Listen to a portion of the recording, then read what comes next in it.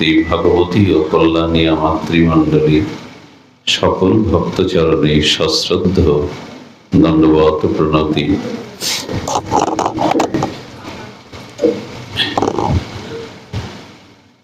ভোগ এবং ভগবান এই দুটি আমাদের সম্মুখে এই প্রপঞ্চময় জগতে। পরাজয় তাদের হয় যারা ভোগকে বেছে নেয়, বিজয় তাদের হয় যারা ভগবানকে বেছে নেয়। অসুররা প্রায়শ দেবতাদের কাছে জিতে যায়। দেখবেন মহিষাসুর, প্রায় আমাদের বেত্রাসুরেরা দেবতাদের পরাস্ত করে। কারণ কি? দেবতারা পরাস্ত হয় তখনই যখন তারা ভোগে মেতে ওঠে। দৈত্যরা বিজিত হয় যখন তারা তপস্যার দ্বারা শক্তি সঞ্চয় করে। আমাদের জীবনে বিজয় বেশি না, পরাজয় বেশি, গ্লানি বেশি, কারণ আমরা ভগবানকে না ভোগকেই বেছে নিয়েছি। এখন আপনাদের স্মরণ করিয়ে দিই এ প্রসঙ্গে সমুদ্র মন্থনের কথা। ভাগবতে এই বিষয়টি অনেক ব্যাপক এবং এর ভাবার্থ, এর অপরস্পর্শী সাগরের মতো মহিমা আমাদের জীবন দর্শনে কাজে আসবে। আমরা আস্বাদনে ব্রতী হই সমুদ্র মন্থন লীলা। দেখুন, আমাদের সম্মুখে কোনো কিছু অর্জন করতে গেলে তিনটি জিনিস প্রয়োজন। কয়টি জিনিস? তিনটি। প্রথমটি হলো সংকল্প। আজ আপনি ভক্তগৃহে ভাগবত শ্রবণে বা সাধু সঙ্গে মনো সংকল্প করেছিলেন, সেই সংকল্পই তো আপনাকে এখানে এনেছে। সংকল্পবিহীন কেউ এখানে আসছেন যে আজকের ভাগবত জানেন না, ইচ্ছা ছিল না, এরকম কেউ এসে গেছে? জীবনের একটা সংকল্প চাই। কি চাই আমি? কোথায় পৌঁছাতে চাই? আজ সংকল্পহীন আমাদের জীবন। যা হচ্ছে হোক, যা হয়তো হবে, এরকম না, একটা সংকল্প চাই। আর সেই সংকল্প পূরণের জন্য পুরুষার্থ চাই, চেষ্টা চাই। আচ্ছা, গৃহে থেকে সংকল্প করেছিলেন শ্রীমদ্ ভাগবত আস্বাদনে ব্রতী হবে। এই সংকল্প যদি বাড়ি থেকে বের না হতেন, চেষ্টা না করতেন, আপনার হস্তপদ দেহটা যদি এখানে না নিয়ে আসতেন, এই পুরুষার্থ বা কর্ম না করতেন, আসতে কি ভাবতেন? তার মানে সংকল্পের পরে চাই চেষ্টা বা পুরুষার্থ। এই জিনিস আমাকে পেতেই হবে। আচ্ছা, সংকল্প হলো, চেষ্টাও হলো, কিন্তু ভগবানের কৃপা না হলে কোনোটাই হবে না। সংকল্প, পুরুষার্থ আর কি? কৃপা। তিনটি তত্ত্ব আমাদের জীবনে চাই। এখন আমার সংকল্প কি? আমি মান সম্মানের অধিকারী হব, খুব বেশি ধনী হব, সংসারে খুব সফল ব্যক্তি হব? সংকল্প কোনটা আমাদের? না জীবনের শ্রেষ্ঠ সম্পর্ক ভগবানে ভক্তি লাভ করব, ভগবত ভজন করব। সংকল্প কিন্তু আমরা করেছিলাম। খুব অদ্ভুত কথা ভাগবত বলেছেন, মাতৃগর্ভে ভগবত দর্শনের পরে আমরা গত 100 জন্মের স্মৃতি ফিরে পাই। কত জন্মে? মাতৃগর্ভে জঠর অগ্নিতে, জঠর যন্ত্রণায় ভগবত দর্শন দেন কৃপা করে। সকলের হয় এমন না, কিন্তু ভগবত কৃপায় আমরা মাতৃগর্ভে বেঁচে থাকি। ভগবান তখন এই জঠর অগ্নি যন্ত্রণা আর ভোগক্রান্ত জীব যখন ত্রাহি তাহি করে, ভগবত কৃপাতে আমরা পূর্ব গত 100 জন্মের স্মৃতি ফিরে পাই। আর সেই 100 জন্মের যে পাপ অপরাধ, আমাদের জীবনে যে অন্যায় অপকর্ম, সেগুলো ফিরে আসার সাথে সাথে আমরা ভয়ে ভীত হয়ে যাই। এতবার জন্মেছি, এত পাপ করেছি, এত ভোগ করেছি, আমার কল্যাণ কোথায়? তখনই ভগবানের কৃপা, ভগবানকে প্রাপ্ত হয়ে বলি, প্রভু আর একবার সুযোগ দাও, এই জগতে গিয়ে তোমাকে ভজন ছাড়া আমি অন্য কিছুতে মনোনিবেশ, কারণ পেছনের 100 জন্মকে আমি বুঝেছি কি নিদারুণ যন্ত্রণা, কষ্ট, মৃত্যু, এবার সুযোগ দাও। সংকল্প কিন্তু করে এসেছিলাম, সেটা স্মরণই নাই, উপাসনায় নাই, চেষ্টায় নাই ভগবত প্রাপ্তির। মানুষ অর্থ সঞ্চয়ের জন্য যে পরিশ্রম করে, তার একাংশ পরিশ্রম ভগবত ভজনে করলে অর্থ না পেলেও সে ভগবান পেয়ে যেত, ভগবান প্রাপ্তি হয়ে যেত। তো সংকল্প তো করেই এসেছিলাম, কিন্তু প্রচেষ্টা, পুরুষার্থ নাই। আর যেটুকু চেষ্টা করছি তার মধ্যে কপটতা, ছল, এটি যদি বর্তমান থাকে তাহলে আর পাওয়া যাবে না। সংকল্পের সাথে সাথে জগতে এসেছি তোমায় ভজব বলে। ভগবান বললেন, আমি তোমাকে ওপর থেকে দেখেছি, নিত্যলোক থেকে দেখেছি, কত যন্ত্রণা, কত কষ্ট, কত প্রারব্ধ, কত অভিশাপ তুমি ভোগ করেছো। এবার তো মুক্তির পথ নাও, এবার তো আমার কাছে ফিরে এসো। কিন্তু সেই পুরুষার্থ নাই, সব চেষ্টা আছে, ভজনের চেষ্টা নাই। আর ভজন করতে গেলেও না ভগবানের বিশেষ কৃপা দরকার। নিজের চেষ্টা চাই, পুরুষার্থ চাই, সংকল্প চাই, সেই সাথে ভগবানের কৃপা যুক্ত হওয়া চাই। ভগবত কৃপাটা মহৎ কৃপার সাপেক্ষ। সাধুগুরু বৈষ্ণবের কৃপা হলেই, সুদৃষ্টি হলেই ভগবান আপনার দিকে দৃষ্টি দেবে। এখন এই 3টি সংকল্প আমাদের সামনে, আর 3টি পদ আমাদের সামনে। এই যেমন 3টি আমাদের কাছে সংকল্প, পুরুষার্থ, কৃপা, এমনি আমাদের সামনে পথও 3টি খোলা। একটি পাপের, একটি পুণ্যের, একটি ভজনের। পাপ পুণ্য সমান্তরাল চালে চলছে, কখনো পাপের পাল্লা, কখনো পুণ্যের পাল্লা ভারী, কিন্তু ভজনের পাল্লা কবে ভারী হবে কথা বলা যাবে না। পাপ পুণ্য থেকে ভজনের পাল্লাটা ভারী করুন, ওজনটা ভারী করুন, তাহলে দুটো মিটে যাবে। ভজনই পারে পাপ পুণ্যকে মিটিয়ে ভগবান সচরণে আপনাকে ফিরে যাওয়ার। ভজনের পাল্লা ভারী কই, পাপ একবার ভারী হয়, পুণ্য একবার ভারী হয়। ভজনের পাল্লা আপনাদের থাকতে পারে, আমি আমার কথা বলছি, ভজনের পাল্লা ভারী করুন, তাহলে দেখবেন পাপ পুণ্যের এই দোলায় যে দুলছি, পুনর্জন্ম পুনর্মৃত্যু, এই দোলা বন্ধ হয়ে যাবে। ভজন চাই। আর এই ভজনের জন্য বলা হয়েছে, তস্মাৎ সর্বেষু কালেষু মামনুষ্যর। বাসুদেবের চিন্তা, ভগবানের চিন্তা প্রতি মুহূর্তে করা প্রয়োজন, কিন্তু সময় যে মূল্যবান সেটা যে নষ্ট করছি এ ধারণা নাই। গ্রামের কৃষক, লেখাপড়া না জানা আকার মূর্খ, ভাগ্যক্রমে জমি চাষ করতে করতে একটা হাড়ির মধ্যে কিছু মোহর পেয়েছিলেন। সেই মোহরগুলো মাটির নিচে থাকায় ও বুঝতে পারছে না, মাটির নিচে থাকায় মোহরগুলোর উপর প্রলেপ পড়ে গেছে। ওই হাড়িটা তুলে চিন্তা করছে, এই বীজ বপন করব, এতে ফসল হলে পাখি এসে এই ফসল নষ্ট করে, বীজতলা খেয়ে যায়, তাই এগুলো পাখি তাড়াবার জন্য ব্যবস্থা রেখেছে ঢেলা সহ। সেই পাখি তাড়াতে গিয়ে সব পাথর যখন ফেলে দিয়েছে, ছুড়ে মেরেছে, লবণ নাই ঘরে, তো একটা পাথর নিয়ে গেছে বাজারে, যদি এটা বিক্রি করে কিছু লবণ টবণ পায়। সে মুদিখানার দোকানদার পাথরটা দেখেই অবাক, চোখ ছানা বড়া, বলে এই কোথায় পেয়েছো?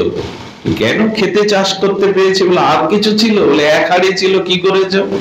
পাখি তাড়াতে গিয়ে ফসল বাতাসে গিয়ে সব দিয়ে দিছি। বলে আরে এর যা মূল্য, তা তুমি মহাধনী হয়ে যাবে। আমাদের ওই পাথরগুলো হলো জীবনের সময়, ওগুলো ছুঁড়ে ফেলে দিচ্ছি দিনের পর দিন, রাতের পর রাত, বৃথা সময় ব্যয় করছি। মৃত্যুর পূর্ব মুহূর্তে আপনি বুঝতে পারবেন সময়টা হীরার মতো মূল্যবান ছিল, কারণ মৃত্যুর সময় চাইলে 1 সেকেন্ড আপনি বরাদ্দ পাবেন না। কৃষ্ণ বলবার মতো পুনরায় সময় আপনাকে কাল এখন পাখি ছুড়ে মারছি, মোহর দিয়ে পাখি তাড়াচ্ছি। সময়ের দিকে আজ সময়ই মূল্যবান, অন্য কিছু মূল্যবান না। তো আমাদের সতর্কতার সময় এসেছিল, সতর্ক হইনি কেন? প্রথমেই বলেছি, বারবার পরাজয় নেমে আসছে আমাদের, কারণ ভোগের পথে যিনি, তার পরাজয় আসবে। দেবতাদের কথা কি, তারাও পরাজিত হয় যখন ভোগে মেতে ওঠে। দৈত্যরা বিজিত হয়, অসুররা জয়ী হয় কখন, যখন তপস্যায় মেতে ওঠে। আচ্ছা, দৈত্যদের স্বর্গপ্রাপ্তি বা তাদের পরাক্রম সর্বশেষে এসে ধ্বংস হয় কেন? হিরণ্যকশিপু, রাবণ, কংস শেষে এসে ধ্বংস হয় কেন? এত পরাক্রম, এত তপস্যা, এত বল শেষে ধ্বংস হয় কেন? আর দেবতারা ভোগে মেতে উঠলেও, স্বর্গরাজ্য হারালেও পরে আবার জয়ী হয়, হয় কিনা? এর কারণ কি? শুনুন, ভাগবত কথা নিজের জীবনের দর্শনের সাথে মিলিয়ে নেবে। সব আমার মধ্যেই, আপনার মধ্যেই। বাইরে যদি ওটা কাহিনী ভাবতে চান, তাহলে ভাগবত আপনার কোনো কল্যাণ করবে না। সবকিছু আপনার মধ্যেই। ধ্যান দিন, অসুররা তপস্যা করে পরাক্রমশালী হয়, স্বর্গ পায়, পথ পায়, ধরে রাখতে পারে না কেন জানেন? তপস্যাটা তারা ভোগের দিকে ব্যয় করে, ত্যাগের দিকে ব্যয়। দেখুন, সমস্ত অসুর এত তপস্যা করলো, কিন্তু সেই নারী, সেই পথ, সেই ভোগ, এই জন্য ওদের পতন আসে। আর দেবতারা অমৃত পান করে, আর তাদের সুকৃতিপূর্ণ থাকলেও তারা মাঝে মাঝে ভোগে মেতে উঠে পথ হারায় বটে, কিন্তু যেহেতু তাদের উদ্দেশ্য মহান, এই জন্য তারাই শেষ পর্যন্ত জয়ী হয়। কতগুলো জীবনের সাথে মিলিয়ে নিন। ওই মহাভারতের পাতায়, রামায়ণের পাতায় রেখে দিন না, ওই চরিত্র নিজের জীবনের সাথে মিলিয়ে নিন। আপনি ধনী, আপনি শিক্ষিত, আপনি জ্ঞানী, আপনি প্রবক্তা, কিন্তু উদ্দেশ্য যদি ভোগের দিকে থাকে, সব শক্তি এক সময় নষ্ট হয়ে যাবে। আপনার শক্তি কাজ করবে না ওষুধের দিকে, সেটা আমাদের জানতে হবে। এই জন্য সময়কে কাজে লাগায়। উদ্দেশ্য তিনটি বলেছিলাম, পাপ নয়, পূর্ণ নয়, ভজন। আর এই ভজনও আমরা এই পথে নেমে ভজনটাকে সুরক্ষা করতে পারছি না। তার কারণ, আসলে এই সমুদ্র মন্থন লীলার মধ্যে আমরা প্রবেশ করি। আপনারা জানেন, ষষ্ঠ চাক্ষুষ মন্বন্তরে, এটা সপ্তম মন্বন্তর, ষষ্ঠ চাক্ষুষ মন্বন্তরে দেবতাগণ ভগবানের চরণে প্রণত হয়ে নিবেদন করছেন, আমারটা বললো নাকি, নিবেদন করছেন যে ওষুধের দ্বারা আমরা পরাস্ত হচ্ছি, আপনি আমাদের উপায় বলুন। ভগবান বললেন, দেবগণ, তোমাদের এমন একটি শক্তি অর্জন করতে হবে যাতে তোমাদের সহসা মৃত্যু না হয়। তোমরা যদি অমরত্ব পেতে পারো, ধ্যান দিন, তোমরা যদি অমরত্ব পেতে পারো, তো অসুর দৈত্যদের দ্বারা তোমরা এই পদ মর্যাদা স্বর্গ হারাবে না। আমি বলি কি, জীবনে যদি কোনো সংকট আসে, তো ভগবানের শরণাপন্ন হন। ব্রহ্মা সমাধান না পেলে যান মহেশ্বরের কাছে, মহেশ্বর সমাধান না পেলে যান কার কাছে? এই জন্য জীবনে যদি কোনো সংকটে পড়েন, ভগবানের কাছেই রত হন। নিবেদনটা ভগবানকেই জানান, সাধু সন্তকে জানান, এটার মধ্যে দিয়েই সমাধান আসবে। দেবতাদের এই প্রস্তাবে ভগবান বললেন, দেখো, অমৃত পান করো। তোমরা যদি অমৃত পান করতে পারো, তাহলে অমর হলে তোমরা আর দেবতাদের দ্বারা পরাজিত হবে না, কারণ তোমাদের অমরত্ব পাবে, নিহতও হবে না। ভগবানের কাছে প্রার্থনা করছেন, সেই অমৃত কোথায় পাওয়া যাবে। এখানে আপনাদের একটু পরিচয় দিই, দেবতা কারা, দৈত্য কারা, অসুর কারা। গীতাতে ভগবান বলেছেন, অধিক পরিমাণে কাম, ক্রোধ, ভোগ, অভিমান, অহংকার, অসৎ জ্ঞান, অসৎ সঙ্গ যাদের, এটাই আমাদের ভিতরে দৈত্য রূপে বাস করছে। আর আমাদের ভিতরে যে ত্যাগ, তিতিক্ষা, সত্য, সুন্দর, এগুলি হলো দেব শক্তি। আমাদের মধ্যে দুটোই আছে, দৈত্য বা আসরিক শক্তি, দেব শক্তি আমাদের ভেতরেই আছে। আমি বারবার বলছি, ভাগবতের পৃষ্ঠা হতে, মহাভারত রামায়ণের পৃষ্ঠা হতে দেহের মধ্যে অন্তরের পৃষ্ঠায় মিলিয়ে নিন, তাহলে পথ চলতে পারবেন। সবসময় যদি মনে হয় ওটা ভাগবতের লীলা, আমার মধ্যে সংযোগ নাই, আমার মধ্যে ওতে সম্পৃক্ত নাই, আপনি কিন্তু ভাগবত কোনো কালেই গ্রহণ করতে পারবেন না। সব আমাদের জীবন দর্শন, সব আমাদের মধ্যে। যখন আমরা ভোগী হয়ে উঠি, কামক হয়ে উঠি, অভিমান, অসৎ জ্ঞান, কাম, ক্রোধ প্রকট হয়ে ওঠে, তখনই আমরা অসুর হই, তখনই আমরা দৈত্য হই। যখন আমাদের ভিতরে ত্যাগ আছে, সাম্যতা ফিরে আসে, শুদ্ধতা, সদাচার আসে, উদ্দেশ্য মহৎ হয়, তখনই আমরা দেবতা হই। এই দেবতা অসুর আপনার আমার মধ্যেই। তো এখন ভগবান কি বলছেন লক্ষ্য করুন, আমার দেব শক্তিকে বলছেন যে অসুরদের দ্বারা, দৈত্যদের দ্বারা যদি তোমরা পরাজিত না হতে চাও, অমৃত পান করতে হবে। আচ্ছা, ভগবানের কাছে অমৃত আছে কিনা?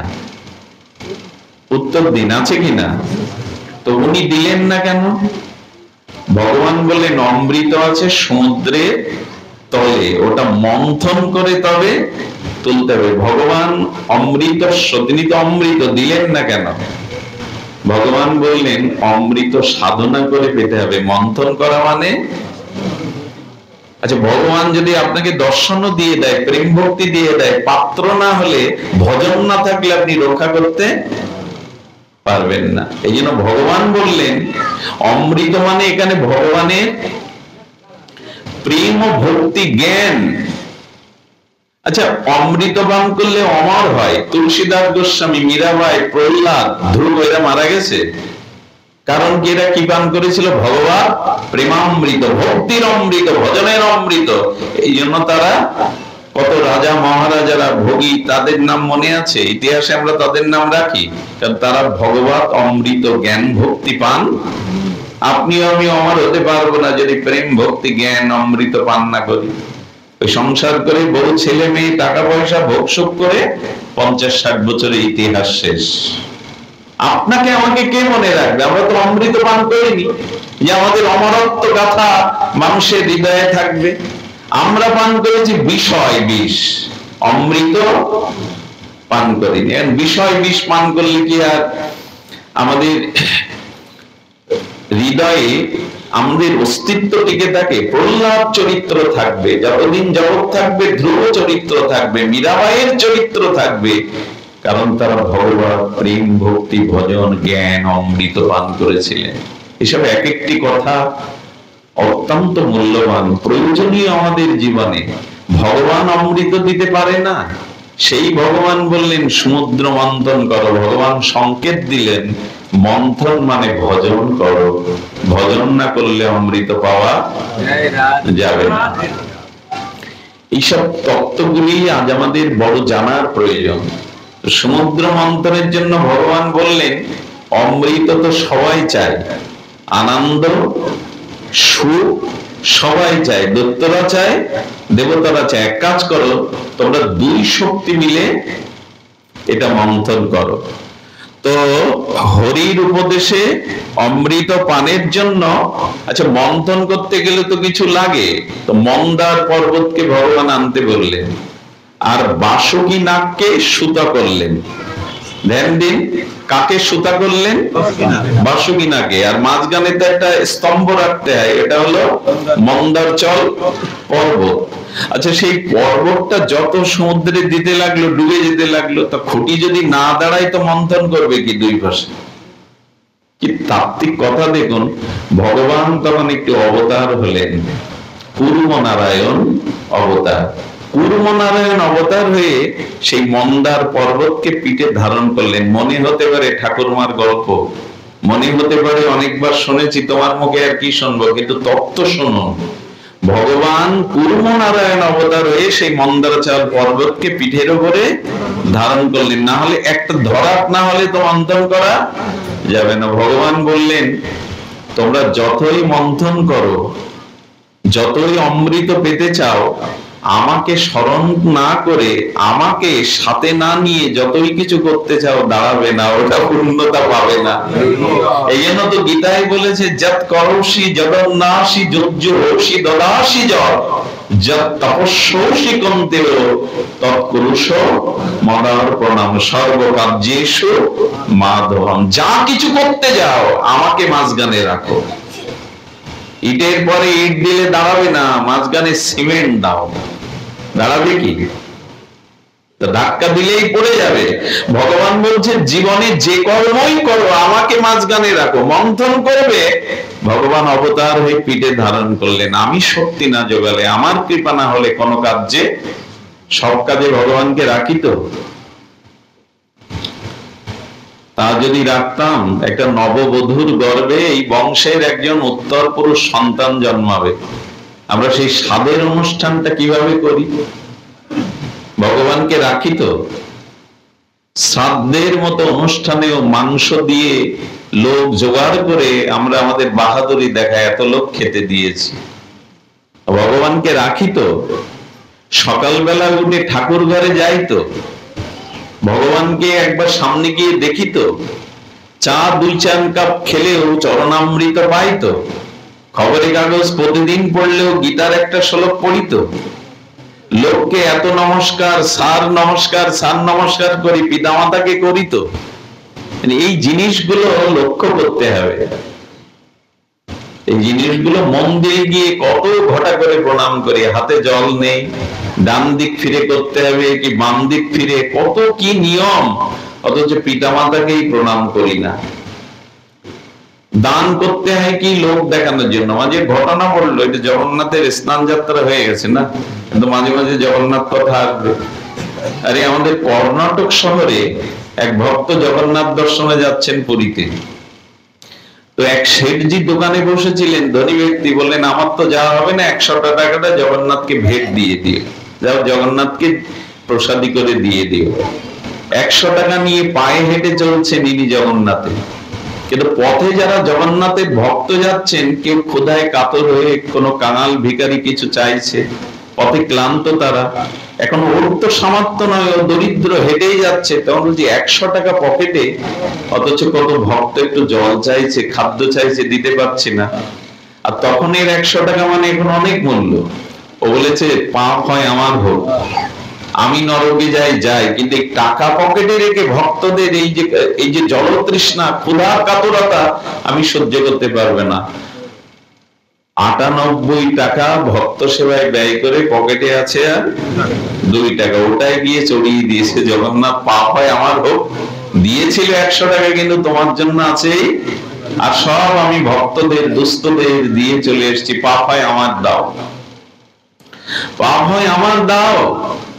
সঙ্গে সঙ্গে যখন ফিরে এসেছে পুরীর রথযাত্রার সমাপনান্তে, তখন শেঠ বলছে 100 টাকা দিয়েছিলে? বলে হ্যাঁ দিয়েছিলাম। মিথ্যা বলছেন, হয় ও পাপ। জগন্নাথ রাত্রে ভোরবেলা জগন্নাথ শেঠকে স্বপ্ন দেখাচ্ছে, ওরে ও আমাকে মাত্র 2 টাকা দিয়েছে, ও মাত্র আমাকে 2 টাকা দিয়েছে। হ্যাঁ, তো তখন স্বপ্নেতে বলছে 2 টাকা দিয়েছে মানে, বলে হ্যাঁ রে, আমাকে ও 2 টাকা দিয়েছে। স্বপ্ন দেখার পরে ওকে গিয়ে যখন বলছে তুমি 98 টাকা কি করেছো? 2 টাকা দিয়েছে বলে গালি দিতে হয়, মারতে হয়, আমাকে মারুন, কিন্তু আমি ঠিক বলেছে জগন্নাথ 2 টাকাই দিয়েছি। তখন উনি বললেন দেখ রে, না, উনি বলছেন যে ভুল হলো আমার একটু, জগন্নাথ স্বপ্নেতে বলছেন আমাকেও 98 টাকা চড়িয়েছে, 2 টাকা দেয়নি, তাই ও সকালে গিয়েছে 2 টাকা করেছো কি, নেবে তো আমায় বলতে পারতে। পরের দিন জগন্নাথ বলছেন যা আমার ভক্তদের দান করেছে ওটাই আমি পেয়েছি, যেটা আমায় দিয়েছে ওটা আমি পাইনি, ওই 2 টাকা আমি পাইনি, ওই 98 টাকায় আমি পেয়েছি, 2 টাকাও আমায় দেয়নি। আমাদের দুর্দশায় দেব দেবীকে ঘটা করে মন্দিরে প্রণাম করি, অথচ পিতা মাতাকে প্রতিদিন প্রণাম করি না। এই যে অবস্থা আমাদের, এতে আর অমৃত কোথায় পাবো? সব কাজে ভগবানকে রাখুন, এটাই আমাদের জীবনের প্রাপ্তির উপায়। আমাদের এই জন্য প্রাপ্তির উপায় যে আজকে ভগবান কূর্মনারায়ণ অবতারে মাঝখানে না থাকলে মন্দারচল পর্বত ডুবে যেত সমুদ্রে। আচ্ছা, আমি বিস্তার না করে সারাৎসার বলি। আমাদের গাড়িটা এমন ধীরে চলেছে, প্রায় 1 ঘন্টা দেরির কারণে পৌঁছেছে। আমি সংক্ষিপ্ত সারাৎসার আপনাদের তুলে ধরার চেষ্টা করি। এই মন্দার পর্বতকে দেখুন, একটু জিনিস আমরা যদি একটু তাত্ত্বিক ভাবে বিচার করি, এই যে সমুদ্র মন্থন বলছি আমরা, সমুদ্র কোনটা? সংসারটাই হলো সমুদ্র। আর এখানে সমুদ্রের জল কি হয়? নোনা হয়। নোনা জলের তৃষ্ণা মেটে না। এখন সংসারে আমাদের বাসনার তৃষ্ণাও মেটে না, অথচ এই নোনা জল সমুদ্রের মধ্যেই অমৃত আছে। খনিজ সম্পদ আছে না সমুদ্রের তলে? কি মাস্টার, আছে কিনা? সমুদ্রের তলে কি আছে? খনিজ সম্পদ আছে তো, অথচ নোনা সমুদ্র। নোনা মানে সংসারে কারো বিষয় বাসনার তৃষ্ণা মেটে না, কিন্তু এর মধ্যেই অমৃত আছে যদি মন্থন। আরে ঘোলের মধ্যে মাখন আছে, কিন্তু মন্থন করা লাগবে। এই নোনাময় সংসার সাগরে অমৃত আছে, ভজন করা লাগবে। না করে যে পেতে চাই দুঃখটা, আমি না করে পাওয়ার দলের লোক। এই জন্য বললেন যে দেখুন, এই সংসার সমুদ্রের মধ্যে অমৃত পেতে গেলে মন্থন করতে হবে। এই মন্থনটা আমরা বারবার বলছি, মন্থনটা হলো ভজন। এবং হরিনাম শ্রবণ কীর্তন স্মরণ বন্দন, আমরা যাকে ভজন বলি, এই শ্রবণ করছেন, কীর্তন করছেন, জপ করছেন, ভগবানের লীলা স্মরণ করছেন, অর্চন করছেন, বৈষ্ণব সেবা করছেন, বৃন্দাজিকে সেবা করছেন, এগুলি সব ভজন। এগুলি এই সংসার নোনা সমুদ্রে অমৃতের মতো। আর এই সাধু সঙ্গ, হরিকথা শ্রবণ কীর্তন ভজনের দ্বারাই কেবল সেটি পাওয়া যায়। আচ্ছা, ভজনে সবাই কেন আমরা মনোনিবেশ করি না? বলেন, ভজন করবার জন্য পূর্বজন্মের কিছু স্বীকৃতি চায়।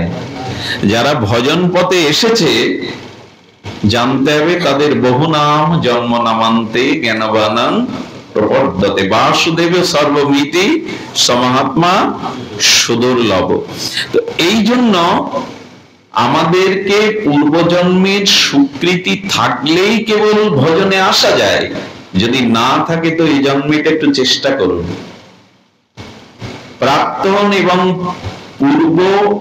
প্রাক্তন এবং বর্তমান সুসংস্কার না হলে ভজনের অধিমতি হয় না। এই সমুদ্র মন্থন করতে করতে প্রথমে কি উঠলো? দিব্য কিছু বস্তু উঠেছিল। তার মধ্যে প্রথম উঠেছিল কি? বিষ, কালকূট, যে বিষের আঘাতে সব প্রায় মরমর জড় জড়। আচ্ছা, অমৃত তুলতে গিয়ে আগে বিষ উঠলো কেন? ওর মধ্যে লক্ষ্মী আছে, ধন্বন্তরী আছে, ঐরাবত আছে, কামধেনু আছে, কৌস্তবমণি আছে, এত কিছু থাকতে আগে বিষ কেন?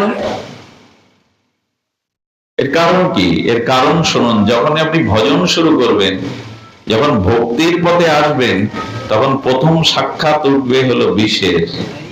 এই বিষ মানে কলঙ্ক, অপমান। হ্যাঁ, সাধু হয়েছে, হ্যাঁ সাধু হয়েছে। কথা বিষ হলো কথার মধ্যে, কত অপমান।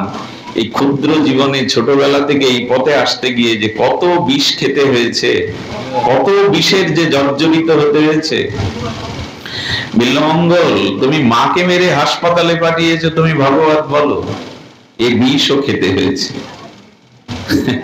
তোমার স্ত্রী গৃহ থেকে ছেড়ে চলে গেছে, এই বিষও খেতে হয়েছে। বিষ খেতে হবে। শুনুন, এই পথে যারা এসেছেন, প্রথমে মনে রাখুন, উঠবে কিন্তু বিষ। ভজন পথে আসতে গেলে আপনাকে অনেক বিষ নিতে হবে, অমৃত অনেক পরে। এটাই আমরা অনেকেই নিতে রাজি থাকি না। কিন্তু আপনাদের শাস্ত্র বলে দিলেন, এই বিষ হলো কথার বিষ, অপমানের বিষ, কলঙ্কের বিষ। কত বিষ নিতে হয় সাধুদের।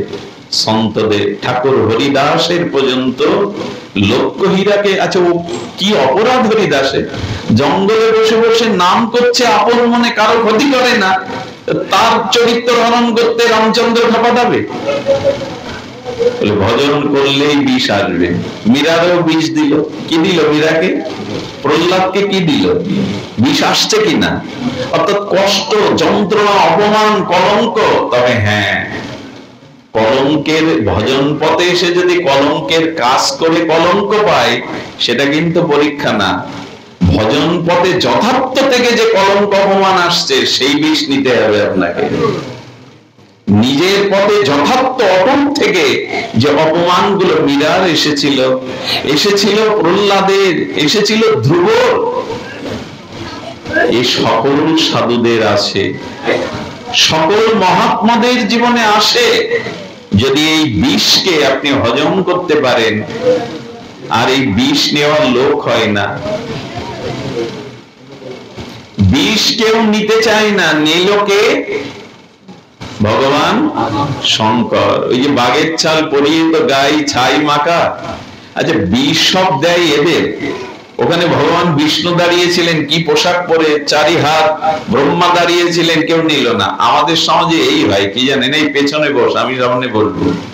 পোশাক ভালো না থাকলে, নিজের পদমর্যাদা না থাকলেও আমরা ওই করি, বিষ তুই নে, অমৃত আমার, আমি আগে বসবো, আমার আগে জায়গা। অনেকে আছে পেছন থেকে ঠেলে, ঘাট ঠেলে গুঁতো মেরে সামনে আসবে। কাউকে পেছনে ফেলা নয়, কাউকে পেছনে ফেলা নয়। এই জন্য এখানে দেখুন, এই লীলাগুলি আমি বাদ দিয়ে যেতে পারি না। প্রত্যেকটি দার্শনিক বিচার রয়েছে, আমাদের জীবন চরিত রয়েছে। ভগবান শঙ্কর আত্মভোলা, চিতাভস্য মাখা, বাদ্র ছাল পরিহিত, বলে বিষ তোমার। যারা সরল হয়, যারা খুব সোজা হয়, এদেরকেই মানুষ এগুলো দিতে চায়। নাও তুমি বিষ নাও। যেমন জড় ভরতকে ছাই দিল, বড় ভাইয়ের স্ত্রীরা জড় ভরত কাজ করে না, জড়ের মতো বসে থাকে, এই জন্য ভাতের মধ্যে ছাই দিয়ে দিল, ওদের সব প্রাপ্তি। বিষ্ণু কিন্তু দাঁড়িয়েছিলেন চতুর্ভুজ, একেবারে কি অপরূপ মূর্তিতে, ব্রহ্মা ইন্দ্র, কিন্তু বিষ ভগবান শঙ্কর নিল। শঙ্কর বিষ নিল, কিন্তু শঙ্কর বললেন সংসারের বিষ নাও, বিষ ক্ষতি করবে না। এই বিষ মানে আগে কি বললাম, অপমান, কলঙ্ক, বদনাম। তবে এগুলো পেটে ঢুকিও না, গলা পর্যন্ত রেখে দাও। পেটে ঢুকানো মানে কি, ওই কথাগুলোকে স্মরণ রাখা। এত কথা তোর পেটে, তার মানে কি ওইগুলো ভেতরে নিও না, তুমি তোমার পথে চলো। স্বামী বিবেকানন্দ ঠাকুর রামকৃষ্ণকে বলেছিলেন, ঠাকুর এই গেরুয়া পোশাক পরে স্বামীজির বেশ ধরে যেতে গেলে কত লোক কত কটু কথা বলে, কত কত তারা অপমান সূচক বাক্যবাণ প্রয়োগ করে।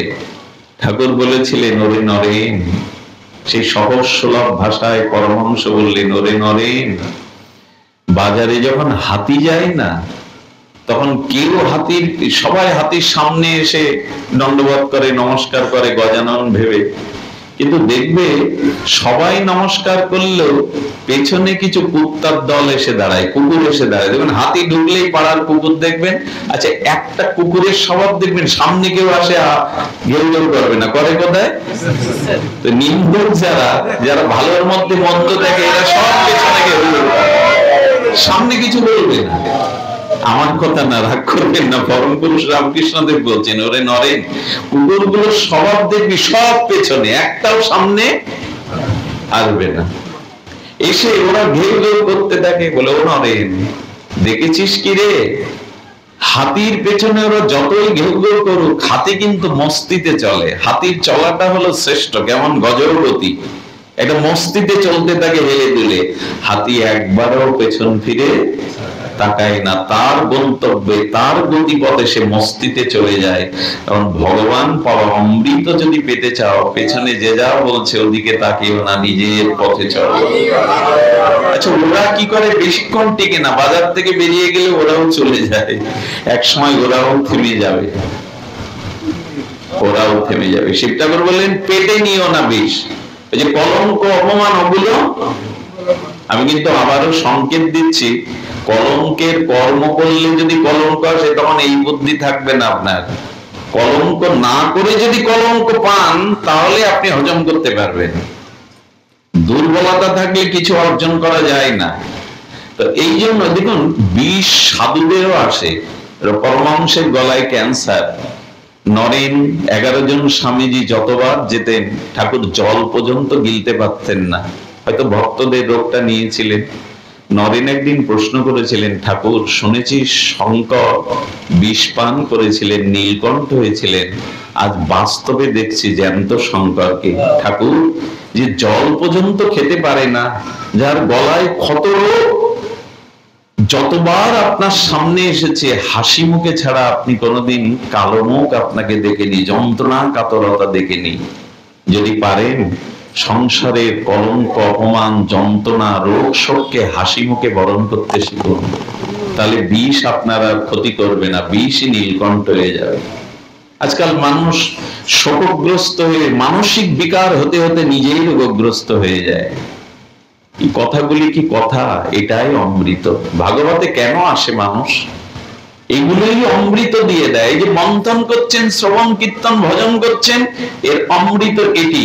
এই জন্য ভগবান শঙ্কর বললেন, গলা পর্যন্ত নিয়েছে, ওটা পেটে ঢোকায়নি। তেমন কলঙ্ক অপমান গালাগালি বাক্যবান এগুলো পেটে রেখো না, এগুলো গলা পর্যন্ত রাখো। আচ্ছা, বুকে যায়নি কেন বিষ? বললেন আর একটা কারণ, আমি বিষ পান করার সময় আমার প্রভু রাম রাম রাম রাম ভগবানের নাম করতে করতেই বিষ খেয়েছিলাম।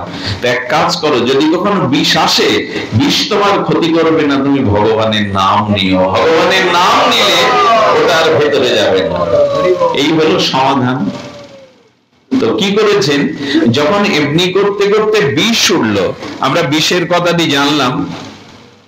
এই বিষ উঠতে উঠতে উঠতে উঠতে অনেক কিছু এলো, অনেক কিছু। ওই কৌস্তভমণি এলো, ওই রবাত এলো। এমনি করতে করতে লক্ষ্মী দেবী উঠলেন। কি উঠলেন? ঘুম আসলে তাড়িয়ে দিন, খুব ধ্যান দিয়ে শোনো, অনেকের ঘুম এসে গেছে, ঘুমটা তাড়িয়ে দিন, দিয়ে শুনুন। লক্ষ্মী দেবী উঠলো। আচ্ছা, লক্ষ্মী দেবী যে উঠলেন, সবাই মনে করছেন হাতে মালা আছে, ওই মালা বুঝে আমার পরাবে। ইন্দ্র ব্রহ্মা সকলেই চিন্তা করতে লাগলেন। অসুররাও টানতে টানতে ওইদিকে লক্ষ্য গেছে, যদি গলায় মালা দেয়। তো লক্ষ্মী দেবী খুঁজে বেড়াচ্ছেন কার গলে মালা দেবেন। গিয়ে দেখলেন ওই ক্ষীরোদ সায়রে অনন্ত নাগের শয্যায় ধীর স্থির হয়ে আর ভগবান ক্ষীরোদশায়ী বিষ্ণু শায়িত আছেন। লক্ষ্মী দেবী গিয়ে তার গলায় মালা দিলেন। আমার মনে হয় এই জগতে যারা বেশি বেশি চায় এরা পায় কম, যারা ধীর স্থির ভাবে বসে আছে এরাই পায় বেশি।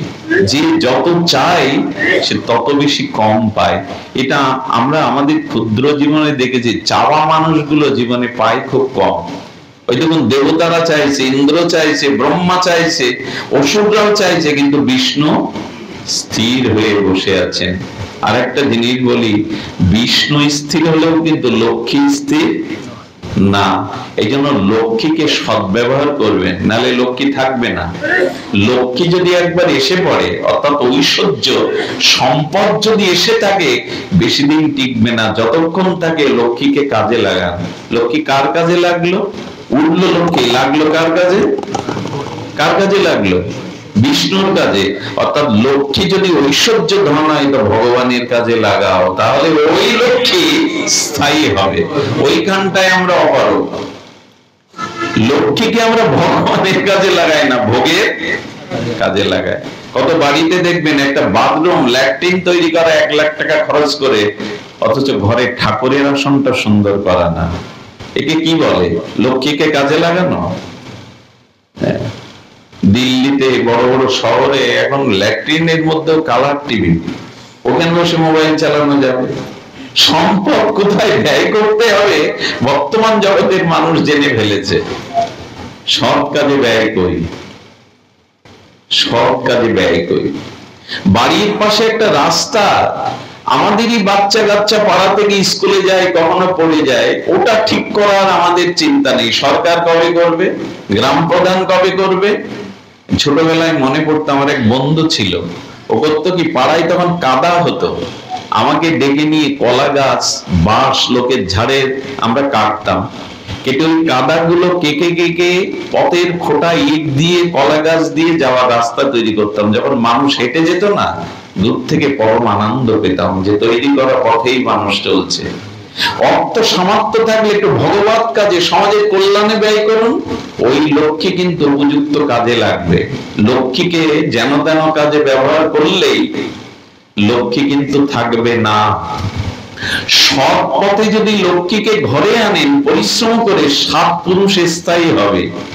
আর যদি লক্ষ্মীকে অসৎ পথে রোজগার করে ঘরে আনেন, তাহলে ওই লক্ষ্মী অর্থাৎ ওই ঐশ্বর্য, ওই সম্পদ আপনার জীবনে অভিশাপ ডেকে আনবে। আপনার বংশেরই কোন সন্তান কুপথে চলে যাবে, ড্রাগ আসক্ত হয়ে যাবে, চরিত্রহীন হয়ে যাবে, তার দ্বারা ওই অর্থ ধ্বংসপ্রাপ্ত হবে। এই জন্য লক্ষ্মী মালা দিল কার গলায়? ভগবানের গলায়। লক্ষ্মীকে কাজে লাগাও, ঐশ্বর্যকে সৎ কাজে লাগাও। আর এই বাড়িতে যারা ভাগবত দিচ্ছেন কষ্টার্জিত অর্থ ব্যয় করে, আজ উনি দূরে দাঁড়িয়ে আছেন, সবার পেছনে গলায় কাপড় দিয়ে দাঁড়িয়ে, আজ ওনার চিত্তে যে আনন্দ, এই আনন্দ ওনার ঘরে কোটি কোটি টাকা থাকলেও পেতেন না, কারণ অর্থকে আর সৎ কাজে, ভক্ত ভগবানের কাজে লাগাচ্ছে। ওনার চিত্তে আজকে যে আনন্দ, অন্যদিনে এই আনন্দ, সারা বছরে এই আনন্দ উনি পাননি, কারণ অর্থটাকে, লক্ষ্মীটাকে উনি ভগবান বা ভক্তের কাজে লাগাচ্ছেন। আমরা খুব কঞ্জুস, কঞ্জুস মানে কৃপণ। আমরা লক্ষ্মীকে ব্যবহার করতে চাই না, লক্ষ্মী এই জন্য আমাদের ধরাও দেয় না। এর এক একটি কথা সমুদ্র মন্থনের বড় তাৎপর্যময়। লক্ষ্মী নারায়ণের গলে গেলেন, এরপরে সব শেষে উঠল ধন্বন্তরী। কে উঠল? ধন্বন্তরী। এই ধন্বন্তরীও অবতার। সমুদ্র মন্থন লীলাটা বড় চমৎকার। এখানে ভগবানের 3টি অবতার একই সাথে হয়, এক পূর্ব নারায়ণ, এক ধন্বন্তরী, আর এক মোহিনী অবতার। তো যখন ধন্বন্তরী অমৃত কুম্ভ নিল, কি নিল? এই যে অমৃতের সন্ধান করছিল, ধন্বন্তরী অমৃত কুম্ভ নিয়ে জেগে উঠল। এই অমৃত, অনেকেই অনেক কিছু নিয়ে নিল, ধন্বন্তরীর হাতে কুম্ভ পেয়ে তাড়াতাড়ি অসুররা ছাড়তে চায়, ওই ধন্বন্তরীর হাত থেকে অমৃত কুম্ভটা নিয়ে দিল দৌড়। দেবতারা বোকার মতো দাঁড়িয়ে, মাঝে মাঝে না সৎ শক্তি ও অসৎ শক্তির কাছে হেরে যায়, মাঝে মাঝে হারে, হারে কি না? হেরে যায়। অমৃত তুল্য দুইজন ভাগ করে। আচ্ছা, অসুররা কেন অসুর জানেন? আমার মধ্যে অসুরত্ব কখন, দৈত্য কখন জাগে, রাক্ষস বুদ্ধি কখন জাগে? যখন সব আমার, সব আমার। দুইজন তোরা দেবতা আর অসুররা মিলে মন্থন করলো, ওরা নিল কেড়ে। অসুরত্ব, রাক্ষস তত্ত্ব, দৈত্য তত্ত্ব আমাদের মধ্যে তখনই আসে যখন একা চাই আমি, সুখ আমার হোক আর কারো নাই। একবার না দেবতারা এবং অসুররা ভগবানের কাছে গিয়ে বলছেন, ব্রহ্মা আপনি আমাদেরও সৃষ্টি করেছেন, দেবতাদের সৃষ্টি করেছেন, কিন্তু আপনার পক্ষপাতিত্ব বেশি। আপনি তো প্রজাপতি, পিতামহ, আপনি পিতা, পুত্রের উপর তো এরকম বিরূপ ব্যবহার করেন। আপনি সব দেবতাদের কল্যাণ করেন, দেবতাদের জন্য অমৃত, দেবতাদের জন্য স্বর্গ, আমাদের জন্য এই দৃষ্টি কেন আপনার? আমাদের কেন পক্ষপাতিত্ব করছেন আপনারা? ব্রহ্মা দেখলেন ওষুধদের কৌশলে বোঝাতে হবে, গায়ের জোরে বোঝানো যাবে না। তখন বললেন, আচ্ছা আমি একদিন দেবতাদেরও নিমন্ত্রণ করি, আপনাদেরও করি। দেবতা এবং অসুররা একদিনই আসেন, এখানে একটু সেবা শান্তি করেন, তারপরে আপনাদের কাছে আমি আপনাদের উত্তরটা দেব। দেবতা এলো, অসুররা এলো। দেবতাকে বলা হলো আহার একসাথে করবেন না আলাদা? বলে দেবতাদের সাথে আমাদের বনে না, আমাদের আগে দিন, আমাদের আগে সেবার ব্যবস্থা করুন। ওষুধদের বসিয়ে দিয়েছে, বলে এখানে সেবার মহিমা আলাদা, এখানে সেবা কিন্তু আলাদা। কি? খাদ্যদ্রব্য সামনে থাকবে, আর দুটো হাতে সমান্তরাল লম্বা করে দুটো লাঠি বেঁধে দেওয়া হবে, আর অন্য সামনে থাকবে, ওই খেতে হবে আপনাদের। আচ্ছা, ওষুধদের বুঝতে পারছেন অবস্থাটা? তাহলে এখানে নিয়ম কিছু আলাদা, হাত সমান্তরাল করে দুই হাতে দুই লাঠি সোজা করে বেঁধে দিয়েছে। আচ্ছা, ওই হাত গালে তোলা যাবে তো? বললেন সামনে খাদ্য দিয়েছেন, খাও। দেবতারা বলছেন এ কি ছলো না, হাত সোজা করে পারলে কি মুখে দেওয়া যায়? বললেন তাহলে দেবতাদের ডাকি, ওদেরও একই নিয়ম, এখানে যারা আসবে একই নিয়ম, দেবতাদেরও হাত বেঁধে দিয়ে বলছেন আপনাদের সামনে খাদ্য খেয়ে নিন। দেবতারা তখন বুদ্ধি করে বলছেন কি সামনাসামনি বসো, 12 জন যদি থাকে 6 জন আর 6 জন এ পাশে, 6 জন 6 জন সামনে থাকলে কি হয়, খাদ্য দ্রব্য থাকলে ওর হাত ওর মুখে দিচ্ছে, বিপরীত হাত ওর মুখে দিচ্ছে। অসুররা বলছে এই বুদ্ধি তো আমাদের মাথায় আসেনি। ব্রহ্মা বললেন এবার বুঝে নাও, দেবতা দেবতা কেন, তোমরা অসুর কেন। বুঝতে পারলেন? যারা নিজেই সব ভোগ করতে চায়, অন্যের চিন্তা করে না, এরাই অসুর। সব সম্মান, সব মর্যাদা, সব মালা আমার, আর কারণ নাই। এই যারা নিজেই ভোগ করতে চায় এরা অসুর। দেবতা তারাই যারা অপরের চিন্তা, অপরের ভাবনা ভাবে। হাত বাঁধা থাকলেও খাওয়ানো যায় যদি সামনাসামনি বসানো যায়। আজ আমাদের প্রত্যেকটি মানুষের ভিতরে আসরিক গুণা, আসরিক সম্পদগুলো বেড়ে যাচ্ছে। আমরা অন্যের চিন্তা করি না, অন্যের ভাবনা আমরা ভাবি না। এই জন্য আমাদের ভিতরে এই বুদ্ধি চলে এসেছে, আসরিক বুদ্ধি, দৈত্য বুদ্ধি। দেবতাদের কাজ হলো অন্যকে দিয়ে তবে পাওয়া।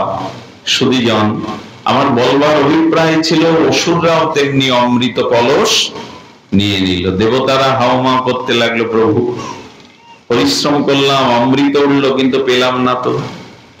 আমি আপনাদের সতর্ক করে দিই, ভগবানের ভজন করতে করতে আমরাও অমৃত পাই, কিন্তু মাঝে মাঝে আমাদের আসরিক শক্তি ওটা আবার কেড়ে নিয়ে যায়। মাঝে মাঝে ভোগ বুদ্ধি আসে না আমাদের, এত সম্মান করছে লোক, এত পায়ে প্রণাম করছে, এত অর্থ দিচ্ছে, আমি মাঝখানে একটু পাপ তাপ করলেও কিছু হবে না, ভোগ করলেও কিছু হবে না। অর্থাৎ আমরাও মাঝে মাঝে অমৃত পেয়েও হারিয়ে বসি। অসুররা যখন এই করলো, কি করলো জানেন? আচ্ছা, অসুরদের মধ্যে তখন দ্বন্দ্ব বেঁধে গেল, আগে কে পান করবে। আমি বলি, সংসারে যদি নিজের সুখের দিকে তাকাতে যান, আমি ভালো থাকবো, আমি সুখে থাকবো, তবে ওখানে দ্বন্দ্ব হবে। অসুররা এই নিয়ে দ্বন্দ্ব সংঘাত মেটে গেল যে আমি আগে পান করব, আমি আগে পান করব। যে সংসারে ঝগড়াঝাটি থাকে ওখানে অমৃত থাকে না। ঝগড়াঝাটি একরকম বিষ। আচ্ছা, লক্ষ্মী পূজা হয় আপনাদের দিকে?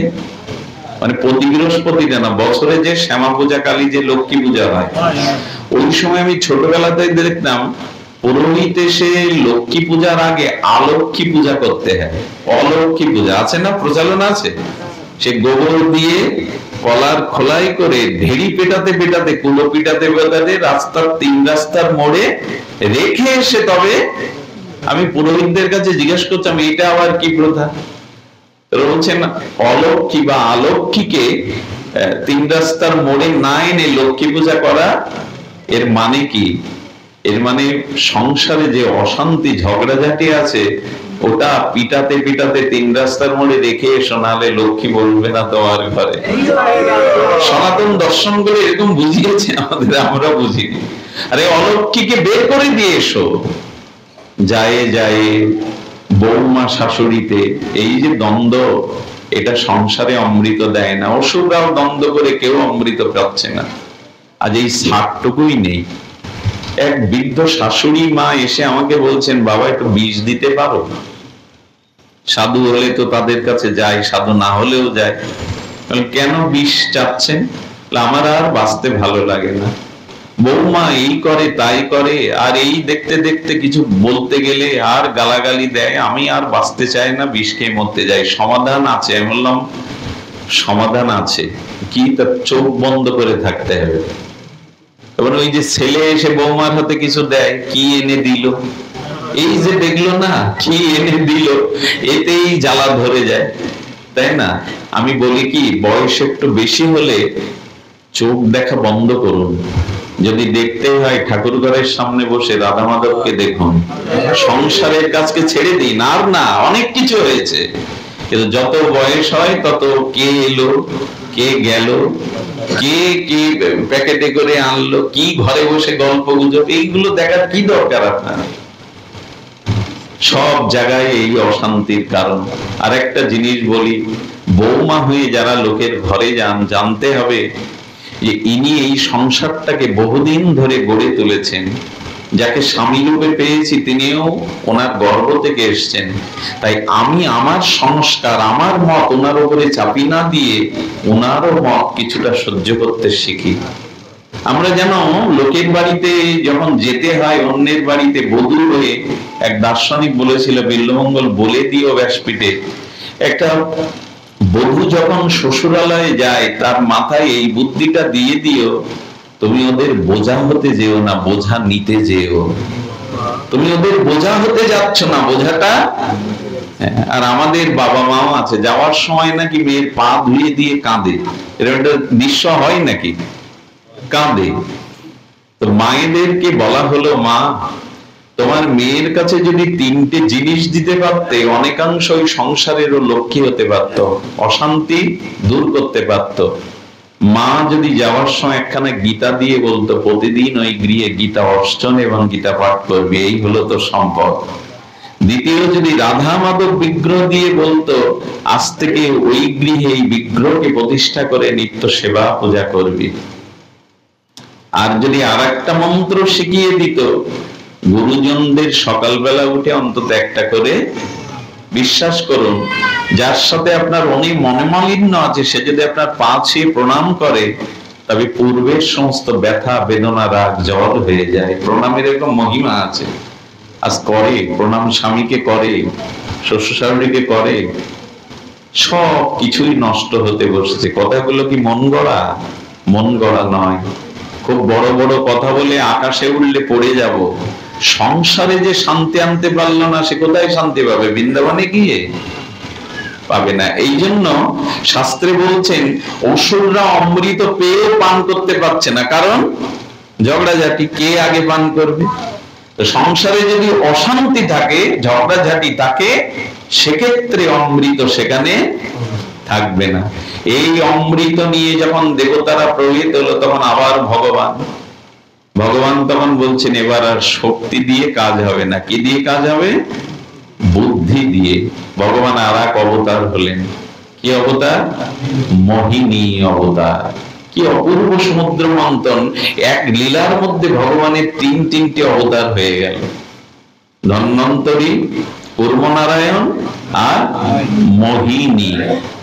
মোহিনী শব্দের অর্থ কি? মনকে যা হরণ বা মোহিত করে। এই ভগবান মোহিনী রূপ ধরে, যেই রূপ ধরেছেন, আর কি বলবো, যে যেখানে 14 ভুবনে অন্তরিক্ষে ছিল, সবার দৃষ্টি ভগবানের দিকে। ব্রহ্মা বললেন, একে যদি জীবনে পাওয়া তো দূরে থাক, আমার দিকে তাকিয়ে যদি একটু হেসে দিত।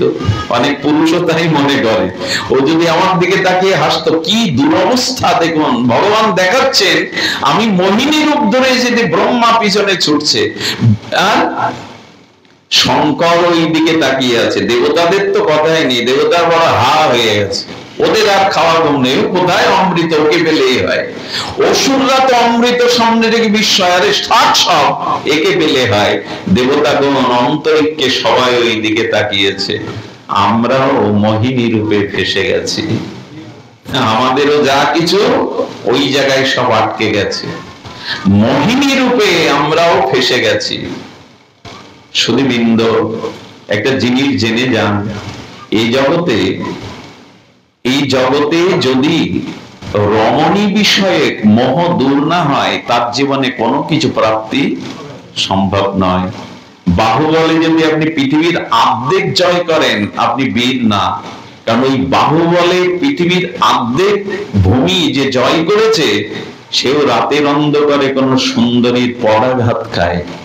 বীরত্ব কোথায়? রাজ্য জয় না, বীরত্ব হলো মোহিনী রূপ, মাতৃশক্তিকে যদি জয় করা যায়। কিন্তু বর্তমানে যে কালচার, বর্তমানে যে সংস্কৃতি, বর্তমানে যে নেট দুনিয়া এবং আমাদের মোবাইল নামক এই বন্দুক না, একে কি বলা যায়, সব শেষ করে দিল। বৃন্দাবনে গিয়ে ভগবানকে পেছনে রেখে সেলফি। সাধুরা এই অত্যাচারের নাম দিয়েছেন বন্দুক। সাধুরা খেপে যান কারো হাতে যদি মোবাইল দেখেন বৃন্দাবনে। আমাকে মারতে এসছে, আমি বাঘ ভাল্লুক, বেরো হবো এখান থেকে। সাধুকে দেখলেই সেলফি তোলা। সাধু দর্শনে যায়নি, সাধুর কৃপাটা আগে না, আগে সাধুর সাথে সেলফি তোলা। আমাদের দুর্দশায় দেবতার মন্দিরে গিয়ে দেবতার পেছনে দাঁড়িয়ে ছবি তোলো। কোন সময় চলে এসছে! এই জন্য আমাদের হাতেই যদি রিভলভার থাকে, তার গুলি কে করবে? হাতেই সর্বনাশের জিনিস। এই জন্য আজকে যে বিজ্ঞাপন, আজকে যে আকাশ সংস্কৃতি, তাতে আর বিল্লমঙ্গলের মতো, শুভঙ্করের মতো বক্তা এই আসরে বসে যতই বলি পর স্ত্রীকে মাতৃগান দেখো, সেটা সম্ভব না। রাত দিন যা গেলে মানুষ চোখের দ্বারা মনের দ্বারা, সেটা প্রয়োগ করবে কোথায় সে? এই জন্য সতর্কতার সময় এসছে। মোহিনী রূপে দেবতারা, ব্রহ্মা, এমনকি সকলেই মোহিত হয়ে গেল। ভগবান দেখালেন, এই জায়গাটা যদি জয় করতে পারো তবে তুমি বিশ্বজয়ী। বাহুবলে জগৎ জয় করাটা বিরক্ত না, মোহিনীকে জয় করা, মোহকে জয় করা, এটাই প্রকৃত বিজয়। আমি গতকাল না কোথায় বলেছিলাম, রামচন্দ্রের যজ্ঞ করবেন। অশ্বমেধ যজ্ঞ করতে গেলে গুরু বশিষ্ঠ বলছেন, শ্রীরাম, স্ত্রীকে বামে রেখে ছাড়া যজ্ঞ করা। এ দেখুন সনাতন ধর্ম মায়েদের কোন জায়গায় রেখেছে। ভগবানকে বলছেন, লক্ষ্মী দেবী পাশে না থাকলে, স্ত্রী না থাকলে যজ্ঞ হবে না। রাম, সীতা তো বনবাসে, তোমাকে আবার বিবাহ করতে হবে। রাম হেসে বললেন, গুরুদেব, সীতা ব্যতীত পৃথিবীর সব নারীকেই আমি মা বলে দেখি, মাকে তো বিয়ে করা যায় না। এই হলো আমাদের ভগবান, এই হলো আমাদের রামায়ণের শিক্ষা।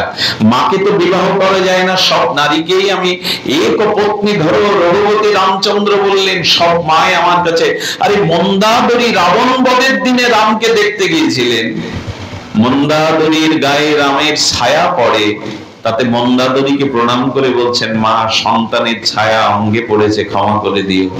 মন্দাদরী বিস্ময়কর চোখে দাঁড়িয়ে বললেন, আমার স্বামী সীতাকে হরণ করেছিল, আর রাবণের স্ত্রীর ছায়া পড়েছে প্রায়, তাতে রাম মা বলে প্রণাম করছে। ভগবান এছাড়া কে হবে? সুধীজন, এই জন্য এই জায়গাটা, এই মোহিনী রূপে মোহিত হয়ে গেলেন, সকলেই মোহিত হয়ে গেলেন। আজ আমরাও এইসব কথাগুলো দেখো, কত দার্শনিক বিচার। মোহিনী রূপে সবাইকে মোহ করলেন ভগবান, আমরাও মোহগ্রস্ত। আরেকটা জিনিস মায়েদের বলি, মা, তিনটে জায়গায় যদি উগ্র শ্বাস দেখেন, শ্বাসসজ্জা, সন্দেহ করবেন। যারা সাধু সন্ন্যাসী হয়েছে, এরা যদি খুব বেশি পারফিউম মেখে টেকে সাজে না, তাহলে জানবেন এখানে সন্দেহ করবেন। ভগবান শঙ্কর সাধুদের পারফিউম কি, সাধুদের প্রকৃত সুগন্ধ কি?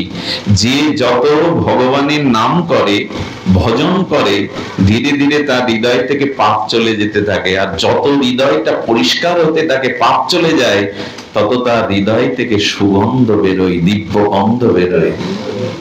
একজন সাধুর পাশে বসলে বোঝা যাবে, বাইরের বডি স্প্রে না, সেন্ট না, সাধুর অঙ্গ থেকে ভজন মহিমার দ্বারা যে যত ভজন করে, তার চিত্তটা পাপ মুক্ত হয়ে শুদ্ধ হতে থাকে। মহাপ্রভু কীর্তন করতে করতে মৌমাছি ভ্রমর এসে প্রভুর ঘামের উপরে বসতো। এক ভক্ত একদিন ওই ঘাম একটু জিহ্বায় দিতে গিয়ে থাকে, টাটকা মধুর স্বাদ প্রভুর অঙ্গ থেকে যে ঘর্ম বেরোচ্ছে। আজ বৃন্দাবনের মহাত্মাদের কাছে গিয়ে বসেছি, তারা হয়তো 6 মাস স্নান করেননি, কারণ জল নেই, তো বসে বসে ভজন করতেন। কাপড়টা তামাটে হয়ে গেছে ব্রজের ধুলায়, এটা একটা দিব্য গন্ধ। বলে, গন্ধটা কোথা থেকে আসে? বলে, পৃথিবীতে যত ফুলের গন্ধ সব গোবিন্দের চরণ থেকে এসেছে। গন্ধটা অন্য কোথাও নেই। মাটির মধ্যে যে ফুলের গন্ধ, এটা গোবিন্দের চরণ থেকে আছে। আর সেই রাধারানী, সেই গোবিন্দের চরণ চিন্তা যারা নিত্য নিরন্তর হৃদয়ে করে, তাদের হৃদয় থেকে ওই সুগন্ধ বেরোয়, ওই দিব্য গন্ধ বেরোয়। স্বাভাবিক দেখবেন সাবান মাকে, বডি স্প্রে মাকে, তবু আমাদের গায়ের গন্ধটা, ভেতরটা শুদ্ধ না। তো এই গন্ধের একটা বিষয় আছে, লক্ষ্য করবেন, কিছু মনে নেবেন না। যারা অধিক পরিমাণে আমিষ খাদ্য খায়, পেঁয়াজ রসুন খায়, ধূমপান করে দিনে 10-12টা, আপনি পাশে বসে বুঝতে পারেন না তার গায়ে গন্ধগুলো আছে, পারেন কিনা? কোন শুদ্ধ ব্যক্তি তার পাশে বসলেই বুঝতে পারবে সে কি গায়ে মাখানো আছে, ওইগুলো ভেতরে আছে, ওইগুলো বেরোচ্ছে। কিছু মনে করবেন না, কিছু কিছু মানুষ আছে জন্ম থেকে দেখবেন তাদের গায়ে বিকট একটা গন্ধ থাকে, সেই গন্ধটা সাধারণ মেনে নিতে পারে না, জানবেন বহু জন্মের মহা পাপ তার ভেতরে আছে, এটা ভজনের দ্বারা যাবে। কাউকে ছোট করা হচ্ছে না, কিন্তু আধ্যাত্মিক দর্শন বলছেন এই কথা। একবার আমাদের এক বালিকা বিয়ে দেবে, কিন্তু সে গোবিন্দকেই বরণ করে নিয়েছে, আর পিতামাতার দেওয়া সে কোন পাত্রকে বরণ করবে না বলে ভোরের আধার হতে হতে বাড়ি থেকে বেরিয়ে গেছে বৃন্দাবনের উদ্দেশ্যে। আর তিনি ছিলেন রাজপণ্ডিত, যার কন্যা করমিতি, করমিতি নাম। এই করমিতির পিতা ছিলেন পরশুরাম পণ্ডিত।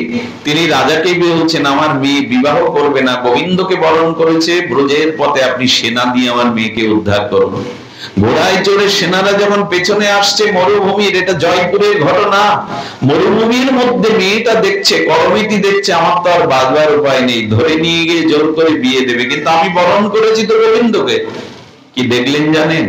একটা উট মরে পড়েছিল। উটটা এত উঁচু, তার পেট থেকে সিগাল কুকুর মাংস খেতে খেতে ওখানে একটা মানুষ বসতে পারে এরকম বড় জায়গায় হয়ে গেছে উটের পেটের মধ্যে। করমিতি গিয়ে ওর মধ্যে পড়লো, পোকা মাকড় দুর্গন্ধ, সিগাল কুকুর ছিঁড়ে খাচ্ছে। 3টে দিন ওর মধ্যে লুকিয়েছিল, সেনারা পায়নি। যে ওর মধ্যে থাকলো কি করে? ভগবানের নামের সুগন্ধ ওর মধ্যে কাজ করছিল। ভগবানের শ্রীনাম নিতে নিতে ওর মধ্যে এমন পবিত্রতা এসেছে, ওই গন্ধ আর ওকে। আপনাদের মনে পড়ে ভাগবত চরিত্রে আমাদের একজন ছিলেন রাজা, তিনি তার ভজন করতে করতে এমন হতেন যে সেই ভজনের মহিমা চারিদিকটা সুগন্ধ মণ্ডিত হয়ে যেত। বিস্তার না করে বলি, ভজনের দ্বারা এমনি করে পবিত্র হৃদয় হলে, নিষ্পাপ হৃদয় হলে তার গাত্র, তার স্পর্শের দ্বারা অনেকেই পবিত্র হয়ে যায়। শুধুজন এই জন্য এখানে মোহিনী রূপে যে মোহিত হয়ে গেলেন, এই মোহিত হতে গেলে একজন দেবতা কেবল মোহিনীর দিকে কাম দৃষ্টিতে তাকায়নি, বাসনার দৃষ্টিতে তাকায়নি। কে জানেন? ইনি হলেন ভগবান সূর্যদেব। সবাই তাকিয়েছে, যদি একবার আমার দিকে তাকাতো, একবার আমি ওকে পেতাম। কিন্তু সূর্যদেব কি বলেছিলেন জানেন মনে মনে? আমি যদি তোমাকে কন্যা রূপে পেতাম। এই দেখুন, মায়েদের দিকে কোন দৃষ্টিতে তাকালে কল্যাণ হয়। সূর্য কেবল প্রার্থনা করেছে, এমন এমন যে রূপ মাধুর্য যদি আমি কন্যা রূপে পেতাম। মোহিনী আর চোখে তাকিয়ে বলল, হ্যাঁ সূর্য, আমি তোমার ইচ্ছা পূর্ণ করতে গিয়ে তুমি দাপরে বিষভানু রাজা হয়ে বর্ষণায় যাবে, আর আমি তোমার কন্যা রাধা হয়ে তোমার কাছে আসবো। এই সূর্যদেব হলো বর্ষণার রাধারানীর পিতা। কি নাম রাধারানীর পিতার নাম? বৃষভান রাজা। এই বৃষভান হলো সূর্যদেব। তপস্যা করতে থাকো, আমি তোমার কন্যা রূপে যাব। তবে এই মোহিনী রূপ দেখে আমাকে সবাই মোহিত হচ্ছে, দেবতা, গন্ধর্ব, অসুর, ব্রহ্মা আদি। তবে আমি তোমার কন্যা রূপে যখন রাধা হয়ে যাব, তখন আমার দিকে তাকালে আর কোনো কাম আসবে না, প্রেম হবে। সেই লীলাতে আমার দিকে যেই তাকাবে তার প্রেম। রাধা মানেই প্রেম, ওখানে কামনার কোনো ছিটেফোঁটা। আজ পর্যন্ত রাধারানীকে কেউ কামনার দৃষ্টিতে, এমনকি যে আয়ান তপস্যা করে পেয়েছিল সেও রাধারানীর দিকে কামের দৃষ্টিতে কোনোদিন চিন্তা করা যায়? বিবাহ হলো, স্বামীর ঘরে আছে, অথচ স্বামী কোনোদিন কামের দৃষ্টিতে। রাধা কি তত্ত্ব! আহা! তো এই জন্য রমণীদের প্রতি যদি কন্যার দৃষ্টি, মাতৃ দৃষ্টি দেওয়া যায়, এই দেখুন একদিন জগৎ জননী মা হয়ে তার কাছে ধরা দেয়। সূর্য চেয়েছিলেন কন্যা হও, রাধারানী হয়ে এসেছিলেন বৃষভান রাজার কাছে। উদ্দেশ্যটা যদি মহৎ হয়, সৎ হয়, তবে একদিন তাকে পাবেন। আমি আর দীর্ঘ না করে সেই অমৃত কুম্ভের সামনে যখন মোহিনী গিয়ে দাঁড়ালো, অসুররা তখন অমৃত তো দূরে থাক, মোহিনী দেখেই পেছনে ছুটতে লাগলো। তখনই মোহিনী, একটু দাঁড়াও, একটু দাঁড়াও, হে সুন্দরী, একটু আমাদের মাঝে দাঁড়াও। মোহিনী রূপে ভগবান দাঁড়িয়ে বললেন, তোমরা কেন কলহ করছো? কেন তোমরা কলহ করছো? বললেন তোমাকে পাওয়ার জন্য। এখন আর অমৃত নিয়ে কলহ নেই, এখন তোমাকে নিয়ে কলহ, তুমি কার হবে? তখন বললে দেখো আমি সবার হব, আমি সবার ঘরে যাব, সবার হব। ভগবান যে কথাটা বললেন ওরা বুঝতে পারেনি, আসলে ভগবান সবারই, সবার ঘরেই যেতে চান যদি ভজনের দ্বারা তাকে আমরা চাইতে পারি। কিন্তু ওষুধদের কথাটা কেমন লাগলো? আমি সবার ঘরে যাব, সবার হবে, তবে তোমাদের মধ্যে থেকে কে কে আমাকে বরণ করবে? যেই হুড়াহুড়ি লেগে গেল, বললো হাতে কলস নিয়ে তো আর বরণ করতে পারবে না, কলসটা আমায় দাও। ভগবান কৌশল করে সেই অমৃত কলস নিয়ে ওদের মোহিত করে ওটা দেবতাদের দিয়ে দিলেন।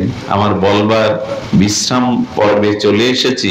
এই দেখুন, অমৃত পেয়েও যদি উদ্দেশ্য সৎ না থাকে, আগে অমৃত মানে কি বলেছি? প্রেম, ভক্তি, শুদ্ধ জ্ঞান, এগুলো হলো, এতেই মানুষ অমর হয়, এতে অমরত্ব পায়। এগুলো কখন হারায় আমরা? পেয়েও কখন হারাই? যখন কামিনীর দিকে দৃষ্টি দেয়, কামনা বাসনার দিকে দৃষ্টি দেয়। অসুররা হারালো, তাতে সেই অমৃত নিয়ে দেবতাদের দিলেন। দেবতারা পান করার পরে যখন বুঝতে পারলেন এই মোহিনী ভগবান নারায়ণী শাড়ি পরে মোহিনী আমাদের কুম্ভ কেড়ে নিয়েছে, খালি পাত্র দেখে ক্রোধে তখন তারা কি করলো? এই ক্রোধে নিজেদের মধ্যে মারামারি করতে গিয়ে অসুররা মারা গেল। আচ্ছা, এইখানেই তো অসুর শেষ হতে পারতো, পরে আবার এত অসুর কেন জগতে? ওরাই মারামারি করে মারা গেল। চিন্তা করুন কত বড় সংকেত দিচ্ছে ভগবান। দত্তদের গুরুকে শুক্রাচার্য, শুক্রাচার্যের কাছে সঞ্জীবনী ছিল, ওই সঞ্জীবনী দিয়ে অসুরদের, আবার অসুররা কখনো মরবে না, অসুররা আমাদের মধ্যে থেকেই যাবে, তবে তাদের সাধনার দ্বারা নিয়ন্ত্রণ রাখতে হবে। অসুররা আবার পরাক্রমশালী হয়ে, আর আপনারা জানেন দেবতাদের পরাস্ত করলো, দেবতারা হেরে গেল।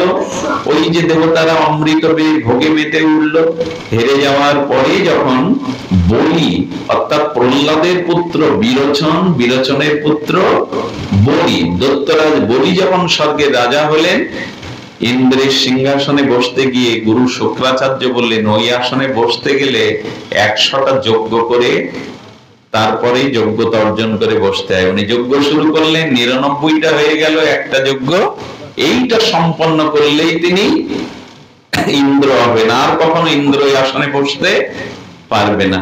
এদিকে কশ্যপের কাছে অদিতি গেলেন, আরে আমার পুত্রদের তো সর্বনাশ হয়ে গেল, 100 যজ্ঞ পূর্ণ করতে পারলে। অদিতি বললেন আমার পুত্ররা স্বর্গের রাজ্যে বসতে পারবে না। কশ্যপ তখন কি করলেন? কশ্যপ তখন আর সেই ভগবানকে, এই সবখানি সমস্যার সমাধান ভগবান, তপস্যার দ্বারা ভগবান বামন দেব আবির্ভূত হলেন। বামন দেবের কাছে প্রার্থনা করলেন আপনি বলির হাত থেকে স্বর্গকে বাঁচান। বামন এসে পরের যেটা আপনাদের জানা 3 পদ জায়গা চাইলেন, তাতে বলিকে পরাভূত করে পাতালে পাঠিয়ে দেবতাদের স্বর্গ রাজ্যে আবার ফিরিয়ে দিলেন। সবখানেই সব সমস্যার একটাই সমাধান, ভগবানের চরণে শরণাগত, আর নয়। আমি অনেকটা বিলম্বে পৌঁছেছি, আমাদের প্রচন্ড দাহ গরমের মধ্যে আপনারাও কষ্ট পাচ্ছেন। আমি আলোচনা না করে, আমার ইচ্ছা ছিল আমি যদি একটু বলি, আমার একটু কষ্ট আপনাদের হলেও, আমাদের মাঝে শুভঙ্কর এসছে, সে কীর্তন করবে। আরেকজন এসছেন আমাদের সাতক্ষীরা জেলা মন্দিরে অনেক দিনের সৈনিক, তিনি বর্তমান জয় মহাপ্রভু সেবক সংঘের জেলা মন্দির সমিতির একজন অন্যতম, তিনি আমাদের সেবক।